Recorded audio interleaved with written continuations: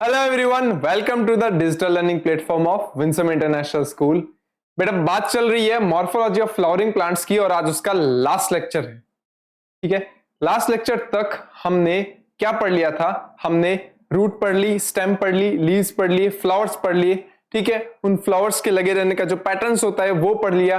ठीक है, इसके अलावा और क्या पेंडिंग है? अब पेंडिंग है हमारे पास फ्रूट, सीड और कुछ टर्मिनोलॉजी जो कि फैमिली से रिलेटेड है। फ्लावर्स की, एंजियोस्पर्म्स की जो फैमिलीज होती है, मतलब एक ही फैमिली में क्या होता है, काफी सारे प्लांट्स आते हैं, उन फैमिली से रिलेटेड है कुछ टर्मिनोलॉजी और कुछ एग्जांपल्स हैं फैमिली के। जैसे एक क्रूसीफेरी का एग्जांपल दे रखा है और एक सोलेनेसी का एग्जांपल दे रखा है, उनके बारे में बात करनी है, फिर ये चैप्टर फिनिश करते हैं अपने।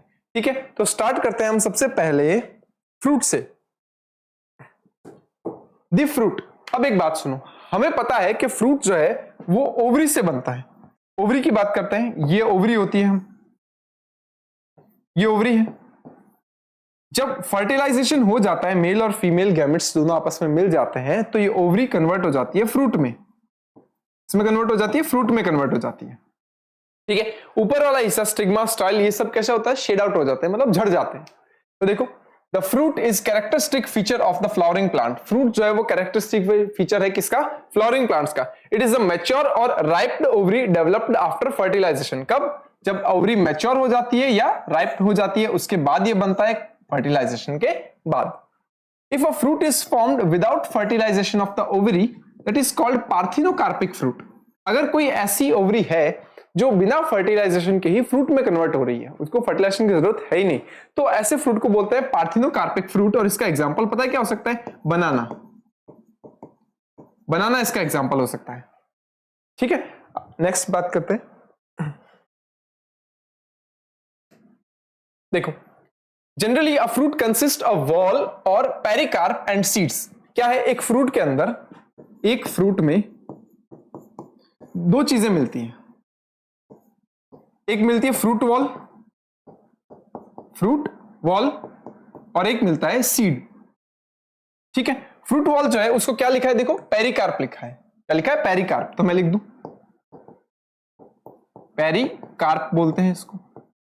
अब ये जो पेरिकार्प है ये 3 लेयर्स में डिवाइडेड होती है। कौन कौन सी 3 लेयर्स होती है उसकी बात कर लेते हैं।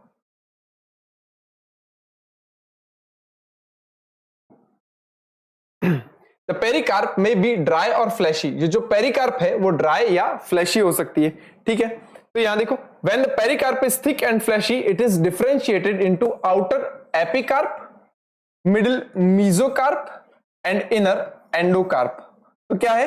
ये 3 पार्ट्स में डिवाइडेड होती है, एपिकार्प, मीजोकार्प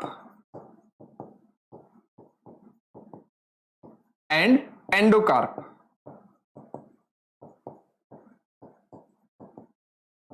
ये 3 लेयर्स होती है। अब इन तीनों लेयर्स में से हम अलग अलग फ्रूट में से अलग अलग लेयर्स को खाते हैं। किसी में हम एपिकार्प, मीजोकार्प, एंडोकार्प तीनों ही खा लेते हैं। किसी में हम इन तीनों में से कोई 2 लेयर खाते हैं। किसी में हम तीनों में से कोई 1 लेयर ही खाते हैं, और या फिर किसी किसी में क्या हो सकता है, हम तीनों में से कोई भी लेयर नहीं खाते, उसमें हम वो खाएंगे एंडोस्पर्म। देखते हैं आगे। देखो, A mango and coconut are a fruit is known as a drupe. Mango और कोकोनट जो फ्रूट्स होते हैं उनको ड्रूप फ्रूट्स बोलते हैं। क्यों? क्योंकि वो सिंगल ओवरी जो है, और वो भी सुपीरियर ओवरी, ठीक है ना, उससे डेवलप होता है। देखो, they develop from monocarpellary superior ovaries and one seeded, और उनके पास सीड भी कैसा होता है? 1 होता है। अब यहां पर एक बात सुनो, ये मैंगो है, ये भी ड्रूप फ्रूट है, और कोकोनट जो है वो भी ड्रूप फ्रूट है। ये सबसे बाहर की तरफ है इसकी एपिकार्प। जो आम का आपको छिलका दिखता है, या जो येलोइश कलर का होता है वो छिलका, या वो ग्रीन कलर का होता है, दैट इज एपिकार्प। ठीक है, ये सबसे पहली लेयर है। कोकोनट के अंदर एपिकार्प कौन सी होती है? इसमें दिखाई भी नहीं है क्योंकि इसमें है ही नहीं एपिकार्प। वो जो ग्रीन कलर की लेयर होती है उसे एपिकार्प बोलते हैं, जो कुछ टाइम बाद जब नारियल सूख जाता है तो वो उतर जाती है, और एक फाइबरस लेयर सामने आती है जिसे बोलते हैं मीजोकार्प। क्या बोलते हैं? मीजोकार्प।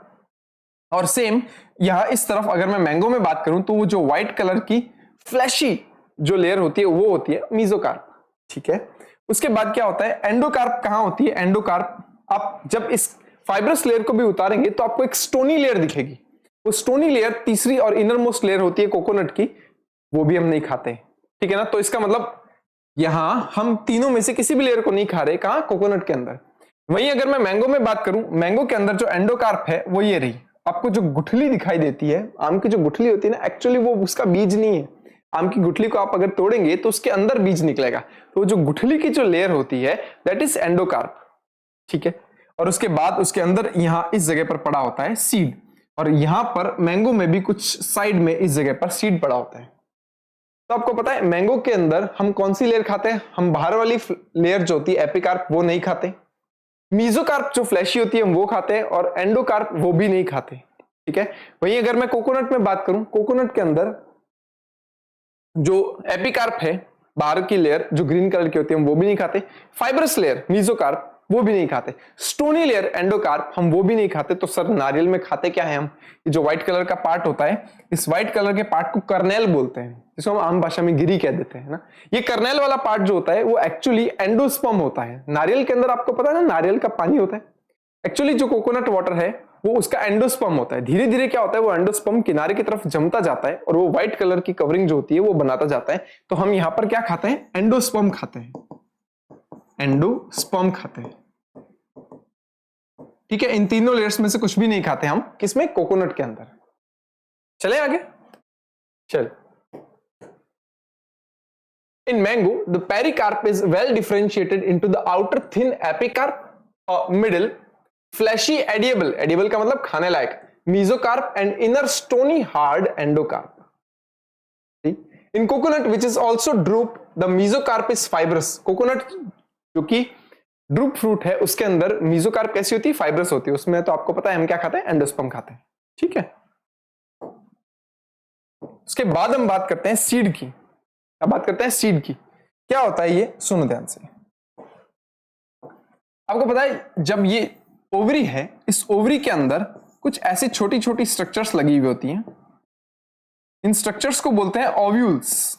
क्या बोलते हैं? ओव्यूल्स। हमने देखा है ये। और ओव्यूल्स के लगे रहने का जो सीक्वेंस होता है उसको क्या बोलते हैं? प्लेसेंटेशन, है ना। ये होते हैं ओव्यूल्स। जो ओव्यूल्स हैं ये आगे चल करके किस में कन्वर्ट होंगे? सीड में कन्वर्ट होते हैं, ठीक है। ये कन्वर्ट होते हैं सीड के अंदर। तो हमें क्या करना होता है? एक सीड की स्ट्रक्चर देखनी है कि उस सीड के अंदर क्या क्या होता है। आपको पता है इस सीड को जब हम सो करते हैं, जब हम मिट्टी में बोते हैं तो उससे नया प्लांट बनता है। इस चैप्टर की शुरुआत में ही हमने बताया था, हमने देखा था ये चीज कि जब एक बीज होता है, जब हम उसको तोड़ के देखते हैं तो उसके बीज के अंदर उसका एम्ब्रियो होता है और उस एम्ब्रियो से नया प्लांट बनता है। होता है कि नहीं? तो अब एंजियोस्पर्म्स जो होते हैं वो दो तरह के होते हैं। एंजियोस्पर्म प्लांट्स जो होते हैं वो दो तरह के होते हैं सीड के बेस पर, मोनोकॉट और डाइकॉट। मोनोकॉट सीड्स क्या होता है? ऐसे सीड्स जिनके पास सिर्फ एक ही कोटाइलेडोन मिलता है, उसको आप दो अलग अलग पार्ट्स में डिवाइड नहीं कर सकते। और दूसरा वो होता है जिसको हम बोलते हैं डाइकॉट प्लांट। डाइकॉट प्लांट वो होता है जिसके पास दो कोटाइलेडोन्स होते हैं और आप उसको आसानी से दो कोटाइलेडोन्स में कन्वर्ट भी कर सकते हैं। आप इसको थोड़ा सा देखिए, वो दोनों कोटाइलेडोन्स अलग हो जाएंगे। थोड़ा सा क्या बोलते हैं, दबाने की कोशिश कीजिए, वो अलग हो जाएंगे। फॉर एग्जाम्पल मूंगफली, है ना, पीनट। आप देखते हो कि पीनट को ऐसे दबाते हैं, वो पीनट के दो कोटाइलेडोन्स अलग हो जाते हैं। सेम ऐसे ही मटर और जितने भी लेग्यूम प्लांट्स होते हैं, यानी जितने भी दाल वाले प्लांट्स हैं, उन सब में क्या होता है? डाइकोटिलेडोनस सीड्स मिलते हैं। तो यहां हम एक एक करके बात करेंगे सीड के बारे में, पहले डाइकोट के बारे में और फिर मोनोकॉट के बारे में। The ovules after fertilization develop into seed. अभी हमने देखा कि वो ओव्यूल जो है वो फर्टिलाइजेशन के बाद में क्या हो जाएगा? सीड में कन्वर्ट हो जाएगा। A seed is a made up of a seed coat and embryo. अब इस सीड के पास क्या होता है? दो चीजें होती है। एक होता है सीड कोट यानी बीज का छिलका, और होता है एक एम्ब्रियो, ठीक है। तो embryo is made up of, embryo किस किस से मिलकर बना होता है? Radical, embryonal axis and one or two cotyledons as gram and pea. चना और मूंगफली के अंदर दो होते हैं, और आप देखेंगे कि व्हीट, चावल, राइस, मक्का, कॉर्न, इन सब में क्या होगा? मोनोकॉट सीड मिलेंगे। क्या कहा हमने? एम्ब्रियो जो है, सबसे पहले तो अगर मैं बात करूं सीड की, सीड जो है वो दो पार्ट में डिवाइडेड होता है। क्या लिखा हुआ है? A seed is made up from seed coat and embryo. तो मैं लिख दूं सीड कोट एंड एम्ब्रियो। जो एम्ब्रियो है वो फिर से आगे कन्वर्ट होता है। Embryo is made up from radical. हमने देखा है रेडिकल जिससे रूट निकलती है, एक एम्ब्रियोनल एक्सिस एम्ब्रियोनल एक्सिस और कोटाइलिडॉन्स।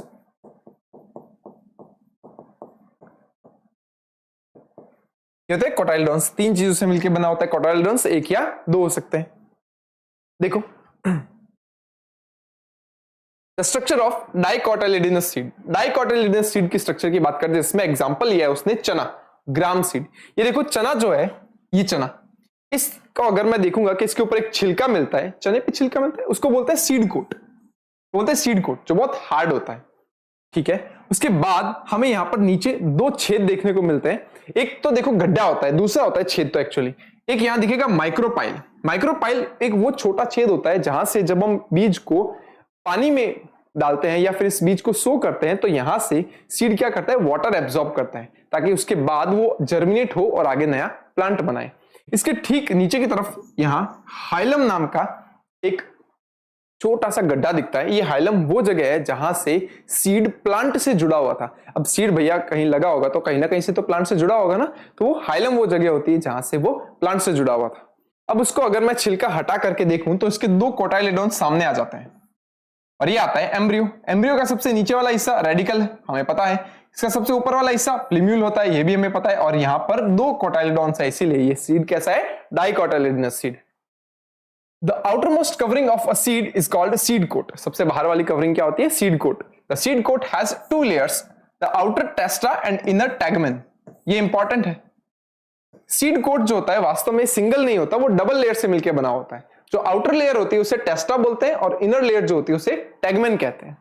The hilum is a scare on the seed coat through which is the developing seeds were attached to the fruit. Hilum कैसा है, स्कैर, यानी कि गड्ढे के जैसी स्ट्रक्चर है, एक निशान है जो किसके जो कहां लगा हुआ है, सीड पर लगा हुआ है, और इससे यह पता चलता है कि ये वो जगह है जहां से ये सीड प्लांट से जुड़ा हुआ था। Above the hilum it is a small pour is called micropyle. कहां बोला, अबोव द हाइलम, यानी हाइलम से ऊपर की ओर। सर आपने तो ये ऐसा बताया कि ये तो नीचे दिख रहा है, ये सीड एक्चुअली उल्टा है। सीड को सीधा करेंगे तो ये हाइलम के अबोव होगा, इसीलिए मैंने थोड़ी देर पहले माइक्रोपाइल के नीचे बताया था हाइलम, पता है ना। Above the hilum is a small pore called is micropyle, which is the seed coat is embryo consisting then embryonal axis and two cotyledons. अब हम देखेंगे कि यहां पर ये जगह, ये वाली लेयर जो होती है ना, इस जगह पर इसे बोलते हैं एम्ब्रियोनल एक्सिस, और उसके पास में लगे होते हैं दो कोटाइलडॉन्स जो कि फूड स्टोर करने का काम करते हैं। क्या करते हैं, स्टोर करते हैं फूड को, ताकि ये फूड आगे जर्मिनेशन के काम आ सके सीड के। Next one is the cotyledons after fleshy and full of the reserve food materials. सही है। At the two ends of embryonal axis at present the radical and the plumule. क्या मिलेगा, radical मिलेगा और प्लीम्यूल मिलेगा एम्ब्रियोनल एक्सिस के tips पर। In some seeds such as a castor on the endosperm is formed as the result of double fertilization is a food storing tissue is called endospermic seeds. अब होता क्या है, ध्यान से सुनो। जो सीड होते हैं उनमें एक न्यूट्रिशनल सब्सटेंस बनता है जिसे बोलते हैं एंडोस्पर्म। अभी हमने कोकोनट के अंदर भी यही चीज की बात की थी। तो कुछ कुछ ऐसे प्लांट्स होते हैं, डाइकोट प्लांट्स जो होते हैं ना, उनमें क्या होता है, जनरली डाइकोट प्लांट्स के अंदर क्या होता है, जो एंडोस्पर्म बनता है वो यूज में आ जाता है सारा।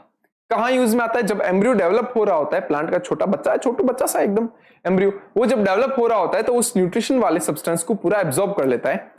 तो एक मैच्योर सीड के अंदर एंडोस्पर्म होता ही नहीं है, ठीक है। लेकिन एक्सेप्शनली कुछ ऐसे प्लांट्स होते हैं जो डाइकोट हैं लेकिन फिर भी उनके अंदर एक मैच्योर सीड के अंदर एंडोस्पर्म मिलेगा। इसी का एग्जांपल यहां दे रखा है castor.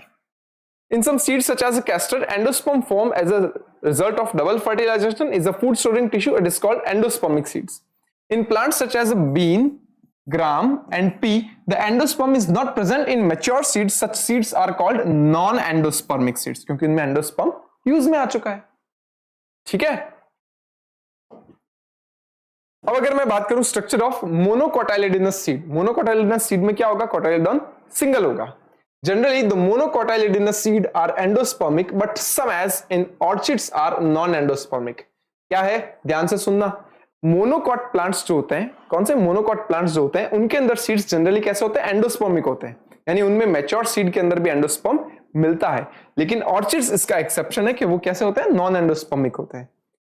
In the seeds of cereals मतलब अनाज, such as maize, the seed coat is membranous and generally fused with the fruit wall.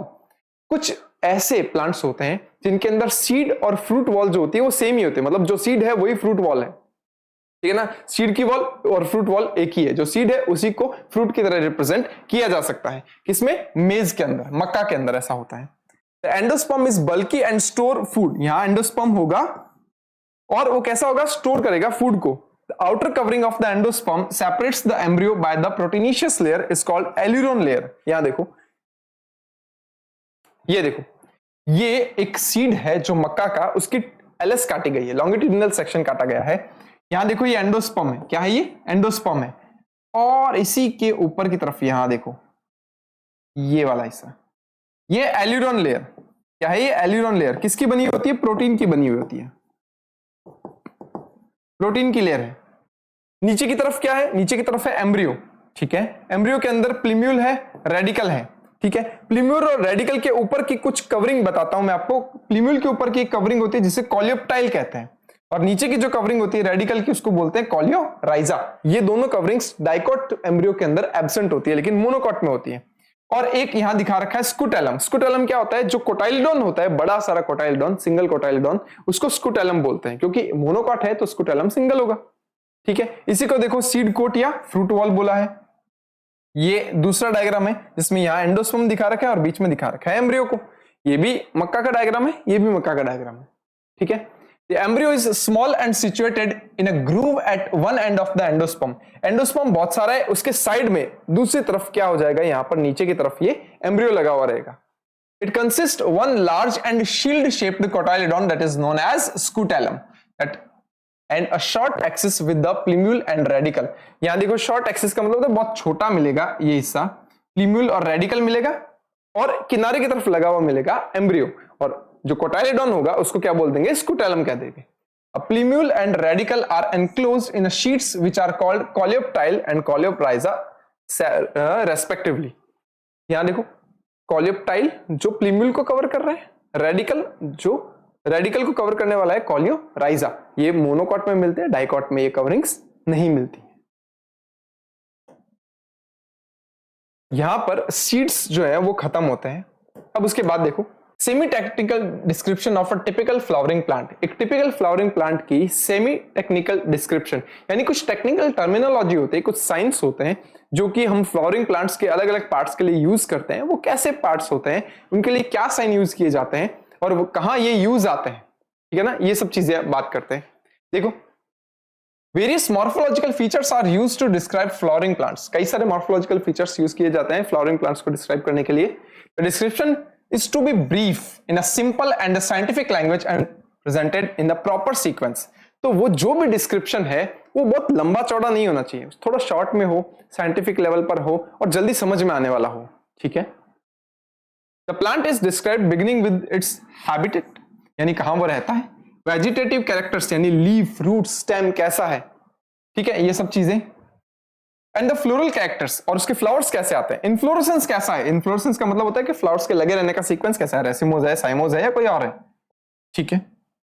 After describing various parts of plant, a floral diagram and the floral formula are presented. जो सबसे important है, ये बाकी ऊपर वाले फिर भी इतने इंपॉर्टेंट नहीं है जितना इंपॉर्टेंट उसका फ्लोरल डायग्राम और उसका फ्लोरल फॉर्मूला है। कैसे लिखते हैं उसकी बात करेंगे।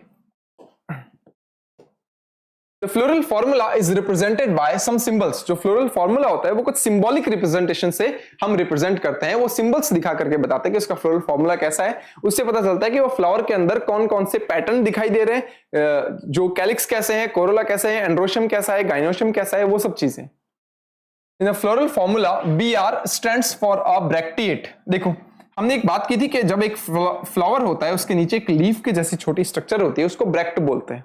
अगर बाई चांस उसके नीचे ब्रैक्ट है तो हम सीधा रिप्रेजेंट करेंगे BR से, और अगर बाई चांस ब्रैक्ट नहीं है तो हम उसे बोलेंगे EBR यानी एब्सेंट ब्रैक्टिएट, ठीक है। K stand for the calyx, K लिखेंगे इसका मतलब कैलिक्स है, C लिखेंगे इसका मतलब कोरोला है, P लिखेंगे पेरियंथ के लिए, पेरियंथ क्या होता है जिसमें हम कैलिक्स और कोरोला में डिफरेंशिएशन नहीं कर पाते हैं।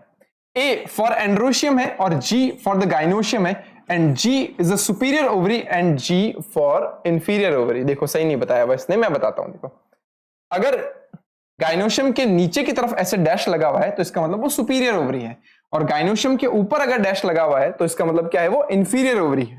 ठीक है, मेल और female for the bisexual plants कैसे रिप्रेजेंट करते हैं, ये मेल का निशान होता है, ये फीमेल का निशान होता है, और अगर बाइसेक्सुअल हैं तो हम इन दोनों को एक ही साइन में ऐड करके लिखेंगे ऐसे। ठीक है, that is a dash for the actinomorphic for zygomorphic nature of flower. देखो क्या है, ये नहीं, अगर ऐसा दिखाई देता है, प्लस का निशान दिखाई देता है आपको, तो एक्टिनोमॉर्फिक फ्लावर है। एक्टिनोमॉर्फिक का मतलब किसी भी लेवल से आप किसी भी लॉन्गिट्यूडिनल सेक्शन के किसी भी एक्सेस से काटे जो कि मिड से होकर के निकल रहा है फ्लावर के, और वो उसको दो पार्ट में डिवाइड करे, तो हम उसको एक्टिनोमॉर्फिक फ्लावर बोलते हैं। Actinomorphic and the zygomorphic flower कैसा होता है, अगर ऐसा निशान आ जाए तो वो कैसा हो जाएगा, जाइगोमॉर्फिक फ्लावर हो जाएगा नेचर के अंदर। क्या है, इसके बाद fusion is indicated by the enclosing the figure which is the bracteate and adhesion of the line down above the symbols of the floral part। सुनो कैसे, अब मान लो जैसे कैलिक्स और कोरोला है, ये आपस में जुड़े हुए हैं, तो इसके ऊपर ऐसे सिंबॉलिक निशान बनाते हैं जिससे कि ये पता चलता है कि कैलिक्स और कोरोला आपस में जुड़े हुए हैं। तो ये कुछ सिंबल्स होते हैं जो जोड़ने के लिए काम आते हैं। मान लो कैलिक्स और एंड्रोशियम आपस में जुड़े हुए हैं, तो ये ऐसे निशान आ जाएगा के और ए के बीच में। ठीक है, इनका यूज कैसे करते हैं वो बात करते हैं आगे, देखो। A floral diagram provides information about the number of parts of a flower in their arrangement and their relation they have with another। एक फ्लोरल डायग्राम जो है वो हमें फ्लावर के अलग अलग पार्ट्स और उनके नंबर और उनके पैटर्न के लिए इंफॉर्मेशन देता है। जैसे अगर मैं मान लो मैं लिखता हूं सी लिख करके और लिखता हूं 5, तो कैलिक्स कितने हैं, 5 है। कैलिक्स कितने हैं, 5 है। अगर वो खुले लिखे हुए हैं तो इसका मतलब वो कैसे हैं, वो फ्री हैं। और अगर मैं इनको ब्रैकेट में बंद कर देता हूं तो इसका मतलब क्या है, वो आपस में अटैच्ड है। ठीक है, देखो इसमें लिखा हुआ है the position of the mother axis with respect to the flower is represented by the dot on the top of the floral diagram. कोई फ्लावर है, मान लो कोई फ्लावर है, ये फ्लोरल फॉर्मूला है। ठीक है ना, जैसे मान लो ये फ्लावर है, इस फ्लावर को मैंने यूं काटा, ट्रांसफर सेक्शन काटा, उसका टीएस काटा, और यहां से ऐसे देख रहा हूं ये चीज। यहां जो ऊपर की तरफ डॉट लगा हुआ है वो क्या दिखाएगा, मदर एक्सिस को दिखाएगा उसकी। Calyx, corolla, androecium and gynoecium are drawn in the successive whorls, calyx being to the outermost and the gynoecium being to the centre. हम बाहर से अंदर की तरफ लिखते हैं। सबसे बाहर क्या होता है, कैलिक्स, तो सबसे पहले कैलिक्स का डिस्क्रिप्शन लिखेंगे, फिर लिखेंगे कोरोला का, फिर लिखेंगे एंड्रोशियम का, और फिर लिखेंगे गाइनोशियम का डिस्क्रिप्शन सबसे एंड के अंदर। तो देखो एग्जांपल के लिए उन्होंने दे रखा है एक फ्लोरल फॉर्मूला, किसका दे रखा है, क्रूसीफेरी का दे रखा है। इसी को हम मस्टर्ड फैमिली भी बोलते हैं। The floral formula also shows cohesion and adhesion with the parts of whorls and between other whorls. ये बोलते हैं कोहेशन एडहेशन का मतलब होता है कि अगर फ्लावर के पार्ट्स आपस में जुड़े हुए हैं, सेपरेट हैं, किस तरह से लगे हुए हैं, उन सब चीजों के बारे में भी ये नॉलेज देता है। The floral diagram and floral formula represented by the mustard plant। then family कौन सी है, ब्रेसिकेसी या क्रूसीफेरी भी बोल सकते हैं इसको। ध्यान से देखना इसके बारे में, डिस्क्रिप्शन के बारे में क्या दे रखा है। देखो क्या आपको यहां पर ये मेल दिखाई दे रहे हैं, ये क्या है, ऊपर की तरफ एंथर दिखाई दे रहे हैं, और ये क्या है, ओवरी दिखाई दे रही है। तो क्या प्लांट, सबसे पहले हम ये देखेंगे कि प्लांट के अंदर सेक्स कौन से है, मेल फीमेल या दोनों है, बाइसेक्सुअल प्लांट है। ठीक है, उससे उसी टाइम पर हम ये देखेंगे कि इसको सबसे पहले काट के देखो, काट के देखने पर क्या ये दो इक्वल पार्ट्स में डिवाइड हो रहा है कि नहीं हो रहा। चलो करके देखते हैं। अगर मैं ऐसे करके दिखाऊं तो ये दो पार्ट्स में डिवाइड हो रहा है, दो इक्वल पार्ट में डिवाइड हो रहा है। यहां इस तरफ 3, इस तरफ आ रहे 3, इस तरफ बिल्कुल हो रहा है। अगर मैं इस तरह से ऐसे इस लेवल से काटूं इसको तो भी हो रहा है क्या, दो इधर, आधा आधा आधा आधा इधर, ये दो यहां, ये दो यहां, बिल्कुल हो रहा है। ठीक है, अगर ऐसे काट करके देखूं